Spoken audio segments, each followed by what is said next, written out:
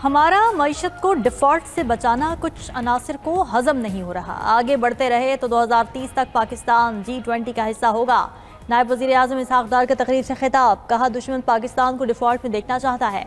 मुल्क को आगे लेकर जाना हम सब की मुश्तरका जिम्मेदारी है। मईशत की बेहतरी के लिए नौजवान अपनी सलाहियतें बरूएकार लाएँ। वज़ीर आज़म मुआशी इस्तेहकाम के लिए दिन रात कोशां हैं। आने वाले दौर में चैलेंजेस का बेहतर अंदाज में मुकाबला करेंगे। पाकिस्तान अब कभी सिफारती तन्हाई का शिकार नहीं होगा। वफाकी वज़ीर ख़जाना मोहम्मद औरंगज़ेब ने कहा कि IMF मिशन से बातचीत अच्छे अंदाज में बढ़ रही है। बैरूनी सरमायाकारों के लिए पाकिस्तान में वसी मौक़े हैं। जदीद टेक्नोलॉजी को मद्देनज़र रखकर मुस्तक़बिल की पॉलिसीज़ बना रहे हैं। इदारों में इस्लाहात का अमल जारी रहेगा।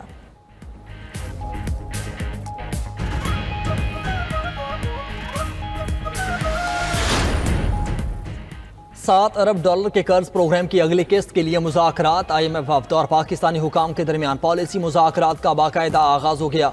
वज़ारत ख़जाना में अहम बैठक। वज़ीर ख़जाना मोहम्मद औरंगज़ेब समेत मुआशी टीम की IMF वफ़द को ब्रीफिंग। चेयरमैन FBR राशिद लंगलिया भी शरीक। वज़ारत ख़जाना की जानिब से जुलाई से फरवरी तक मुआशी इशारियों पर तफसीली ब्रीफिंग। अहदाफ के असूल से आगाह किया गया। IMF वफ़द को ज़राअत और प्रॉपर्टी सेक्टर में टैक्स इस्लाहात से भी आगाह किया जाएगा। मुज़ाकरात के दौरान IMF वफ़द आइंदा माली साल के बजट के लिए तजावीज़ देगा। इक़्तिसादी जायज़ा मुज़ाकरात 15 मार्च तक जारी रहेंगे। मुज़ाकरात के बाद वफ़द पाकिस्तान को 1 अरब 10 करोड़ डॉलर की अगली किस्त जारी करने से मुतल्लिक़ सिफारिशात मरतब करेगा।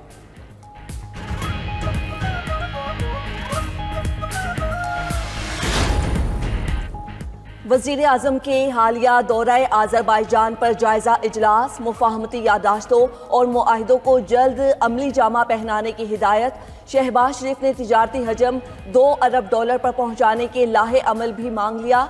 आज़री सदर के आइंदा माह मुतवक्के दौरा पाकिस्तान से पहले तैयारियां मुकम्मल की जाएंगी।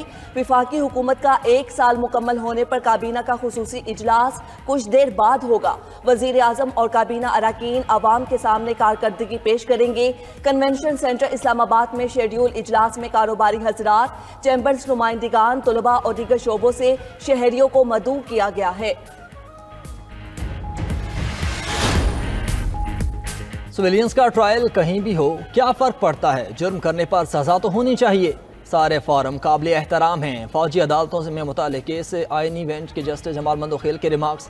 वकील फैसल सिद्दीकी ने कहा कि ट्रायल में ज़मीन आसमान का फ़र्क है। एक ट्रायल आज़ाद है, दूसरा मिलिट्री में है।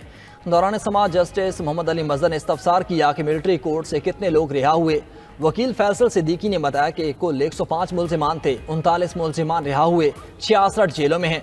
सिविल सोसाइटी के वकील फैसल सिद्दीकी के दलाइल मुकम्मल। एक और दरख्वास्त गुजार के वकील आबिद जुबैरी ने दलाइल शुरू कर दिए।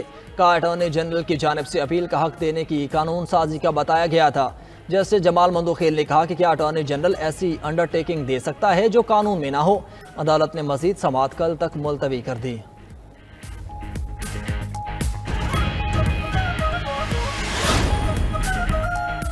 इलेक्शन कमीशन अपनी जिम्मेदारियां पूरी करने में नाकाम हो चुका। इंट्रा पार्टी इलेक्शन को 1 साल हो गया, अभी तक सर्टिफिकेट नहीं मिला। चेयरमैन PTI बैरिस्टर गोहर की मीडिया से गुफ्तगू। बोले सुप्रीम कोर्ट ने मखसूस नशिस्तों पर हमारे हक में फैसला दिया। इलेक्शन कमीशन ने वो फैसला भी रोका हुआ है। हमारा हक हमें मिलना चाहिए। उधर PTI इंट्रा पार्टी इंतखाबात केस में इलेक्शन कमीशन ने बैरिस्टर गोहर की दस्तावेजात को नामुकम्मल करार दे दिया। Member election commission Khyber Pakhtunkhwa ने रिमार्क्स दिए। PTI इंट्रा पार्टी इंतखाबात मुतनाज़िया हैं। केस की मजीद समाअत 8 अप्रैल तक मुलतवी। दरख्वास्त गुजार अकबर एस बाबर केस के फैसले में ताखीर पर नाराज। बोले डर है कहीं फिर से इलेक्शन का वक्त न आ जाए। इस्लामाबाद हाई कोर्ट ने बानी PTI और बुशरा बीबी की मुलाकात ना कराने पर तौहीन अदालत की दरख्वास्त निपटा दी। सुपरिटेंडेंट अडियाला जेल ने अदालत में पेश होकर बताया कि अदालती हुक्म पर मुकम्मल अमल हो रहा है। बानी PTI और बुशरा बीबी की हर मंगल को मुलाकात कराई जाती है।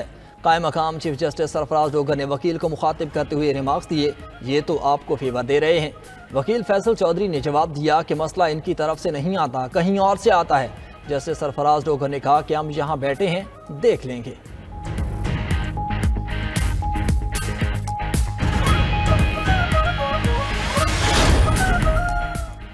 बानी पीटीआई और बुशरा बीबी को जेल में खाना ना देने का बयान मन घड़त है।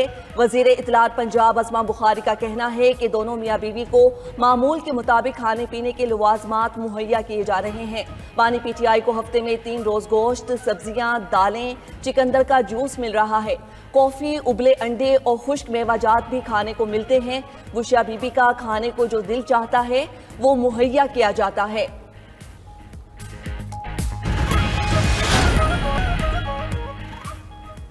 पंजाब हुकूमत का शानदार इकदाम, 170 सयाहती मकामात और ट्रेल्स की तामीर और मरम्मत और बहाली की मंजूरी। वज़ीर आला पंजाब मरियम नवाज का कहना है कि पंजाब को आलमी सयाहत का मरकज़ बनाएंगे। पंजाब की पहली मुकम्मल टूरिज़म मैग्निफिसेंट ऐप भी तैयार, जल्द आगाज़ होगा। सयाहती मकामात की वर्चुअल सैर की जा सकेगी। वज़ीर आला पंजाब की काविशों से पुराने मराकज़ी सेहत की हालत बदलने लगी। दूर दराज इलाकों के मराकज़ी सेहत जदीद तर्ज के क्लिनिक बन गए। State of the art Maryam Nawaz health clinic का इंतज़ाम यंग डॉक्टर्स के सपोर्ट कर दिया गया।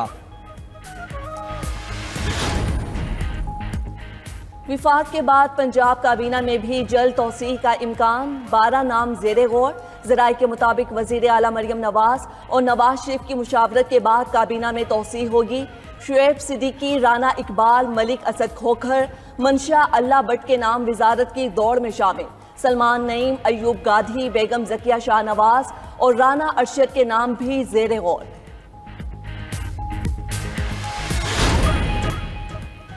रूस के साथ जंग बंदी बहुत दूर है। अमरीकी सदर डोनाल्ड ट्रंप के यूक्रेनी सदर पर फिर तनकीद। बोले ज़ेलेंस्की अमरीकी हिमायत के बगैर अमन नहीं चाहते, अमरीका ज्यादा देर बर्दाश्त नहीं करेगा। यूरोप ने भी ज़ेलेंस्की को साफ कह दिया कि वो अमरीका के बगैर काम नहीं कर सकते। दूसरी जानिब बरतानवी वज़ीर आज़म ने अमरीकी सदर को मुखलिस रहनुमा करार दे दिया। पार्लियामेंट से खिताब में केयर स्टार्मर ने कहा कि अमरीकी सदर यूक्रेन में अमन के लिए मुखलिस हैं। यूक्रेन का मुस्तकबिल बरतानिया की कौमी सलामती के लिए अहम है। रूस बरतानिया के लिए खतरा है।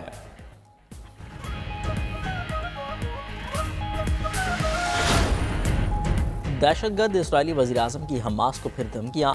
नेतन्याहू ने कहा, कैदियों को रिहा न किया तो नताइज संगीन होंगे। हमास तस्वर भी नहीं कर सकती। हमास के पास जंगबंदी में तौसीह कबूल करने के सिवा कोई रास्ता नहीं। तमाम इस्राएली कैदियों की रिहाई तक जंगबंदी का दूसरा मरहला शुरू नहीं होगा। हमास रहनुमा उसामा हमदान ने रद्द-ए-अमल देते हुए कहा, इसराइल जंगबंदी को सबूताज कर रहा है। दूसरी जानिब इसराइल के शाम और लबनान के सरहदी इलाकों पर फ़ज़ाई हमले। सिहोनी फ़ौज ने शाम में बशार अल-असद के आबाई इलाके को निशाना बनाया।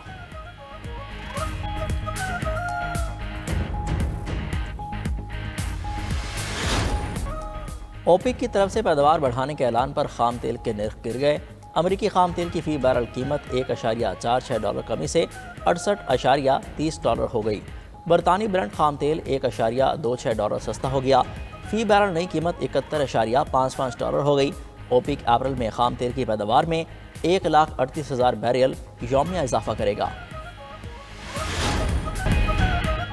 रमज़ान मुबारक में मुनाफाखोर बेलगाम फल, सब्जियाँ और गोश्त की मनमानी कीमतें मुकर्रर। लाहौर में सेब का डीसी रेट 300 रुपये, मार्केट में 400 रुपये किलो फरोख्त। केला 250 रुपये की बजाय 300 रुपये दर्जन तक बेचा जाने लगा। स्ट्रॉबेरी 345 की बजाय 500 रुपये किलो तक जा पहुँची। दीगर शहरों में रेट्स मजीद हाई। आलू, प्याज, टमाटर की कीमतें भी 20 से 30 रुपये तक बढ़ गईं। मुर्गी का गोश्त 600 रुपये से ऊपर। शहरियों का कहना है कि कोई चीज़ भी डीसी रेट पर दस्तयाब नहीं। हुकूमत नोटिस ले।